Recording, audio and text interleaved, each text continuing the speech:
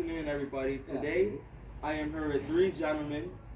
Missouri here with Clinton Russell and Miles Tuzer. So thank you guys for joining me today. So I have some questions for you guys. What, in your way, what is negative self-talk? What do you think negative self-talk is? Okay, well for me, negative self-talk is when you're feeling down, but you don't use motivational words that uplift you. Instead, you use words that downgrade you, and it makes you feel very upset, angry, and makes you want to give up in life. Mm-hmm. I think negative self-talk is like not using our own genuine skills. We determine that as bad, even though we're just working towards a bigger goal.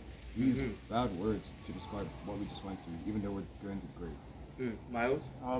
So what I think that negative talk is that like, like for example, if you play football and like, you're not really that good, and like, you don't really try to, I'm saying like, I'm trying to think, you don't really try to improve and like make yourself think that you could do it, and like you just bring yourself down and just make yourself even feel even bad about it. Mm-hmm. What is one way that you think you could stop negative self-talk? Like, what do you think? Like, what does reframing your words basically mean towards you? Okay, so reframing my words and preventing negative self-talk is to be with people who will uplift me.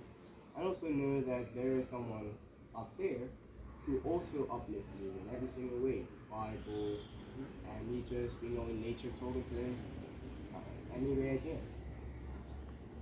I think the best way, in my opinion, is through gratitude. When you start using gratitude in your daily life, you're naturally going to feel more positive. So your talk actually becomes positive, and how you treat others is to treat yourself.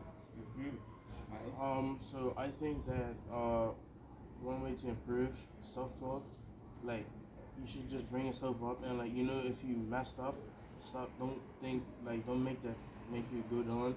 It's because remember mistakes are like always bring something to make you like do something better. So it's basically helping you toward in the future and stuff like that, and it also helps you to like develop your character as well. So like just keep thinking like it's a miss, like I missed the goal. So like I missed the goal. I'll try next time to become better and like just do it. Just remember. Okay. Let me ask you guys this: what are your strengths and weaknesses? My strength is that's really tricky. To be honest, sir, my strength is that I'm able to speak in front of people and not really be afraid. Like I can do a sermon and it'll be my first time, but I wouldn't be nervous or anything. Though. I think that for me is that I don't get nervous too quickly. I use excited. I get excited, and that really like calms my nerves when I'm excited. Yeah, that. Clinton, your strength. I'm gonna come back to your weaknesses after everybody's done. Okay. Your strength. So my strength, what I feel like my strength is that I pick up on my mistakes quickly. Like right after I do it, I tend to realize my mistakes, which I feel like I can grow a lot from that. That's my strength. Miles. I think what my strength is that I guess.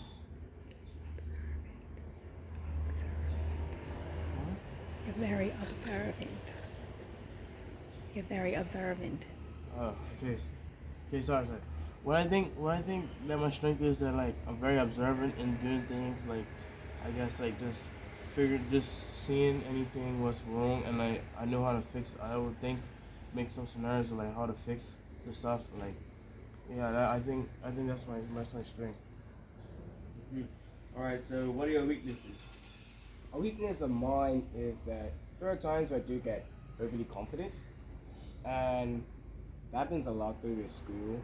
Sometimes I might think that something is too easy or like simple, but then like, when I actually get into it, I realize that it's pretty difficult as it seems. So me, try and stay more humble is I think that's what I need to do.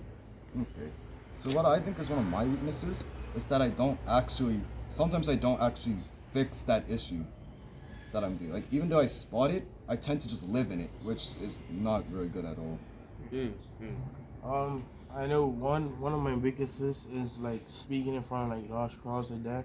I think like that's one of my weaknesses, and like just being confident by how I speak, stuff like yeah. That's my weakness. Okay, so what is your self-description?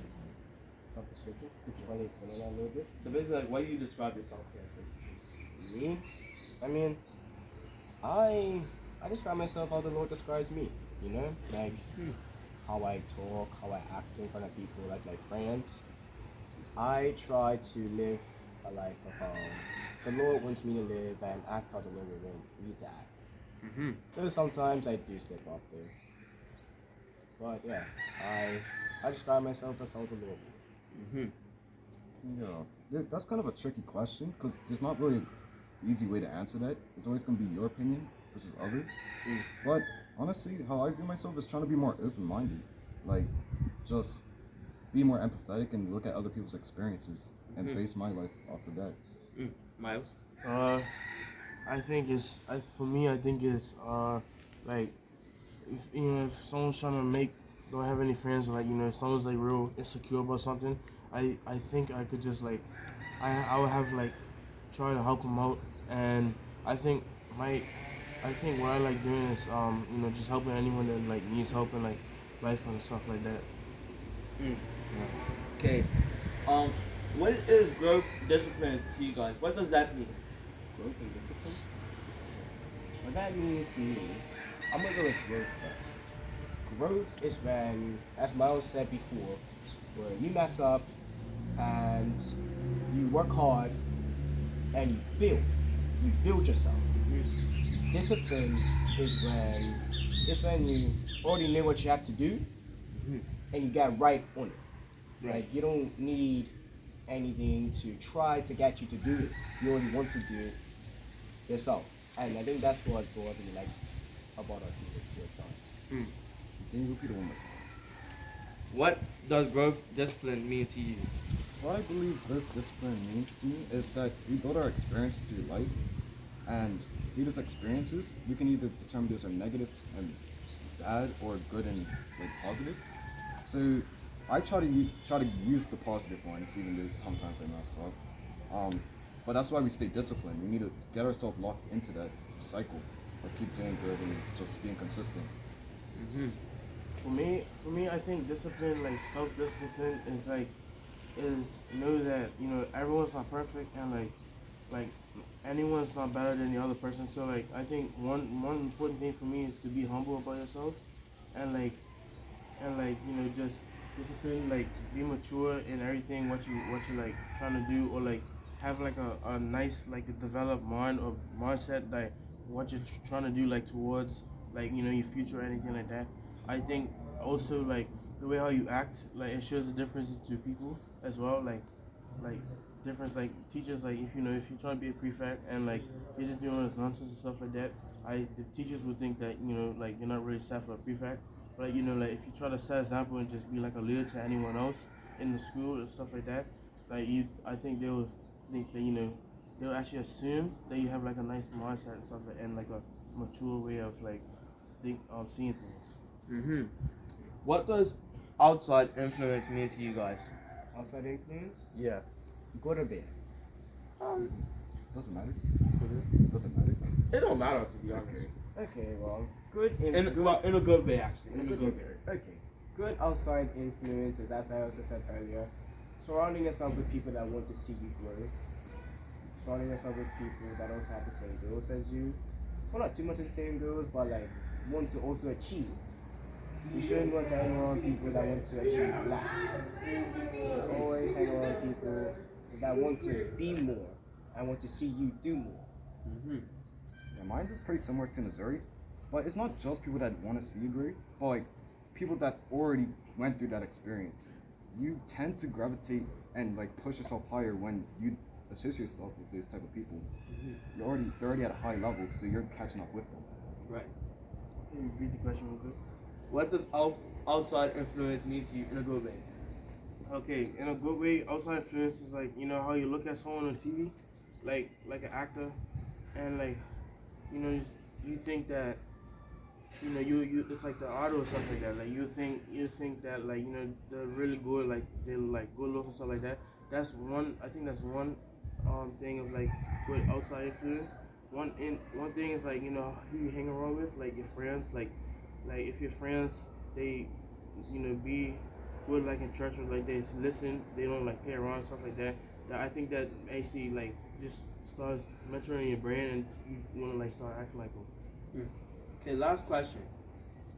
What is something that you could say to our audience? Like, what piece of advice would you give to our audience? Starting with Mike. If you want to achieve your goals, don't try to have negative like thoughts, because everything, like once you put your mind to it, it's gonna happen eventually. And like, you know, if it don't suit well, like, you know, God has always has something planned for you. And you know, mistakes are always like it leads to success. So one thing I always say is that you try to be humble. Being humble is when you grow the most, and that's when you literally surrender yourself. You change your whole ideal and mindset, and to reflect what you're trying to get to. So yeah, that's what I did. I think for me is to set your heart ablaze. No matter what you go through, keep trying, keep trying, keep trying. You may want to give up, and sometimes you might feel like you're not doing enough. I just want to say that God sees your effort. He sees everything that you're trying to do, and if you keep trusting in Him, He will give you everything that you ever wanted and everything you ever needed. Okay, thank you, gentlemen, for your time. Thank you. It's been good. Thanks for watching, everybody.